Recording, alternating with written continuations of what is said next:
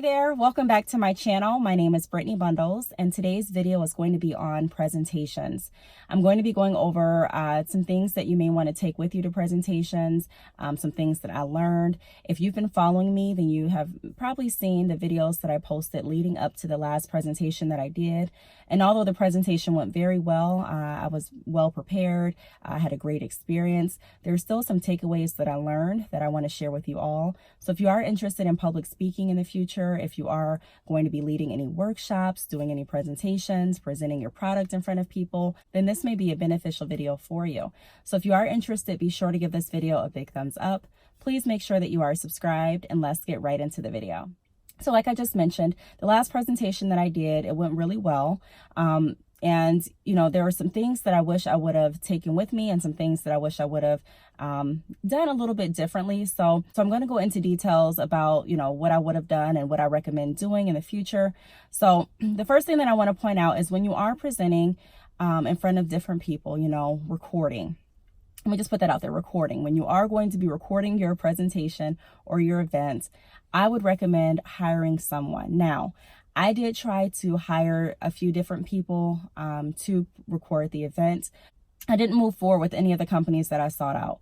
I was like, you know what, hey, I'm just going to record the best that I can, and my mom's going to be with me to record as well.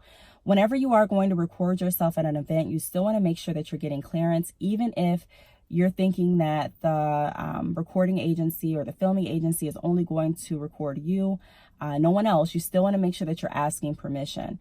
Ask permission. Ask if they're okay with being on camera, because what I've learned doing YouTube is that a lot of people don't like being on camera, and that can make it a little bit challenging when you are wanting to record your entire event or when you are wanting to vlog. It can make it challenging because you want to respect the wishes of the people around you, and also it's a little uncomfortable to be working and then still, you know, filming at the same time. So I would definitely, the next presentation or workshop or event that I go to, if I do want it recorded, I am going to really try to find a company that I can work with to record it, just so that I'm not focused on a lot of different things. You know, when I was at the presentation, I wanted to get as much footage as I could for you all. But then again, I wanted to still focus on delivering the right message and connecting with the people that actually came to the event to hear what I had to say. So it can definitely be challenging trying to find a balance between the two. So we didn't have all of the equipment for a smooth, successful filming experience. And so, like I said, you know, the next time that I do an event, I am going to try to look into different ways of doing that a little bit more smooth. It still worked out great. You know, I still got some good footage. I still was able to upload the video. I'm just saying, if I had to do it again, I probably would do it a different way. A little bit more professional and organized. So that's my first tip. If you are looking at presenting and you do want it recorded, or if you are leading a workshop and you do want it recorded, I would look into investing in someone that is skilled in photography, filming, and editing. My second tip is make sure that you have your own supplies. So in the presentation room, there were different like tables set up, and there was a projector screen, and there was a section where you can hook up your laptop to kind of do like a PowerPoint presentation. But I didn't see any easels. And so I wasn't doing a PowerPoint. I preferred to do, you know, just kind of like the traditional old school easel board and, you know, me speaking and doing different activities. And so I didn't want to assume that they had, you know, all the supplies there. People that I talked to would be like, hey, they should have it there. And I agree, if you're going to present at any place, you know, typically they should have the materials and equipment there for you. And not saying that they didn't, I just didn't see it in the room. They probably could have paged one down for me, but it just makes things a lot more smooth to me if you have your equipment already handy. So not relying on them to bring your easel, not relying on them to have markers or pencil or paper, you know, kind of bringing the little things that you can bring with you to make your presentation that much more successful and solid. And then also, before I do a presentation, I like to just go over everything. I like to, you know, make sure everything feels comfortable to me. And I kind of like to look and make sure that I have everything laid out. And I always run through those what if scenarios, you know. So like I mentioned, I like to make sure that I'm engaging with the people at the presentations. And one of the ways that I do that is by creating different activities. And so with the activities, I made sure that I had more than enough papers for the activities. I made sure that I brought my own pens just in case they didn't have enough pens.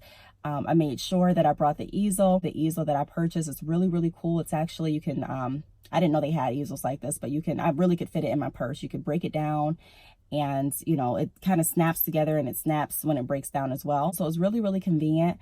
So I brought that. I brought, what else did I bring? Folders. I brought, my own folders with my own papers just to keep everything organized. I brought my own notes.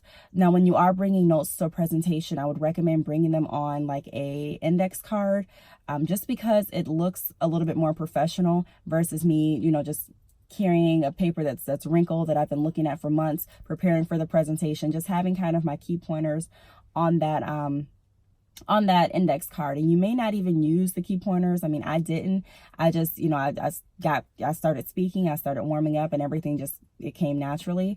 But if ever there was a time where I needed to look down, I had it there. So it kind of helped me calm my nerves just knowing that I had that index card there. So make sure that you have all of your supplies ahead of time, because if you don't, if anything is missing, and say, you forget pens, and so no, they're not able to complete some people aren't able to do the activities during your workshop or presentation, it's not really going to look bad on the company that you were presenting for. It's going to look bad on you, to be honest, because you're the presenter, you're the speaker, and it's kind of your show, if that makes sense.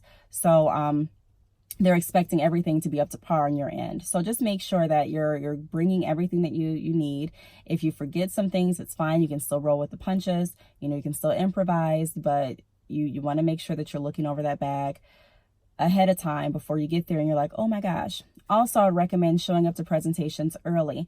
So I wouldn't be exactly on time to a presentation. I showed up about 45 to 30 minutes early just because I wanted time to set up. I wanted time to get familiar with the room. I wanted time to mingle with the guests. I wanted time to just relax and let my jitters kind of flow out a little bit. I was still nervous, excuse me, during the presentation, but it helped a lot more, for me just actually able to be there, to be in the room and to get a feel for it. It really helped. So I would recommend showing up early. Also, what that's going to do is it's going to allow you time to check again to make sure that you have everything, allow you time to actually see, what's in front of you, and if you need to go out and grab something else really quick.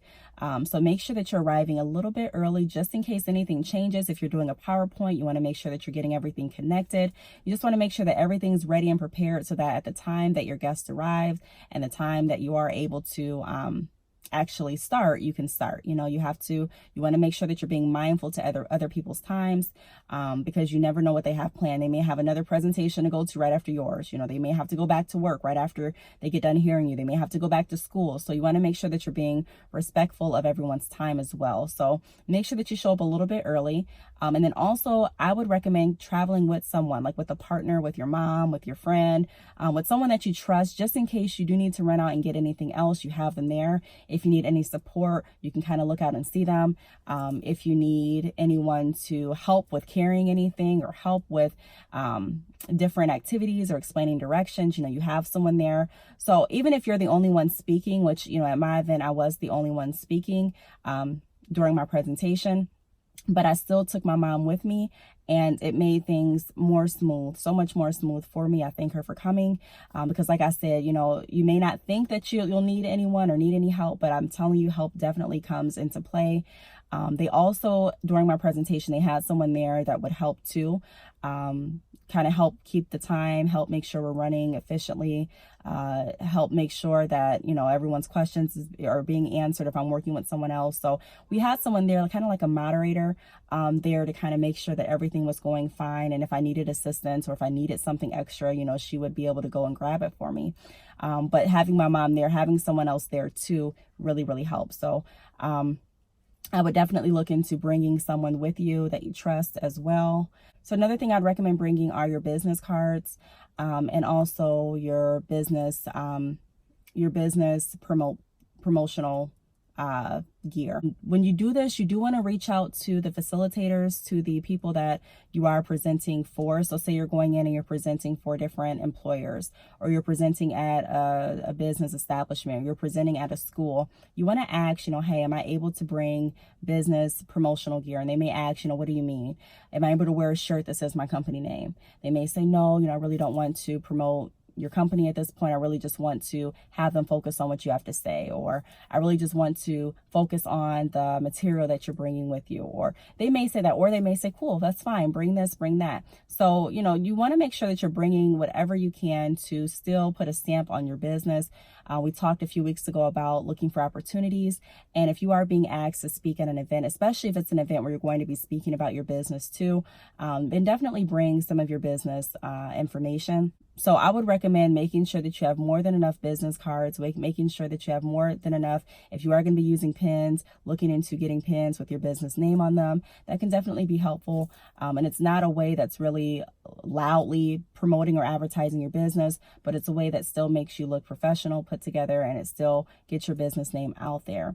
If you are like me and you like to make your presentations or workshops very interactive, then you want to make sure that you have a few backup plans, because one of my activities was going to be throwing a ball into the audience or to the participants, and that was going to be my way to kind of break the ice. However, a lot of the participants had coffee, and so if I would have thrown the ball, I was scared that the coffee would have spilt on them. And so I had to think of different activities to kind of fill in for that part. So make sure that you have a backup plan. We want everything to go as smooth as possible. That's with anything, but when you actually get in there, when you actually get in the game, when you actually start speaking and going forward with your presentation or workshop, you can find out that things may go completely different than what you anticipated, but you still want to make sure that you are flexible enough to, and creative enough to say, that's fine. Let's still keep the ball rolling. This is what we can do instead, and you don't even have to tell anyone that this is what we're going to do instead, but just as long as you have something else to come back with in case you're not able to do the activity or the portion of your presentation that you planned on doing due to, an unforeseen circumstance. So make sure that you're having backup plans during your presentation and workshops as well. So those are my tips. Those are my few tips that I have for presenting. Just keep in mind, really make sure that if you are planning on recording the event, consider bringing someone with you to record it or hiring someone to record it, because I can't stress enough how challenging it can be to be working as far as presenting or putting on a workshop or working with different people and still trying to record the event. Like, it can definitely be overwhelming for you to be in charge of doing everything. You're in charge of speaking, you're in charge of making those connections, you're in charge of passing out the worksheets, you're in charge of filming yourself, vlogging. It can definitely be a lot. So that's why I wasn't able to record the full event, because it was a lot, and I am happy with the the amount of footage that I got. But if I had to do it again, I would definitely look into hiring someone, like I mentioned. So I hope this video helped. If you have any other tips, or if you have any advice or anything that you think would be helpful to share, feel free to leave it down below in the comments. Thank you so much for watching, and I will see you all in my next video. Bye.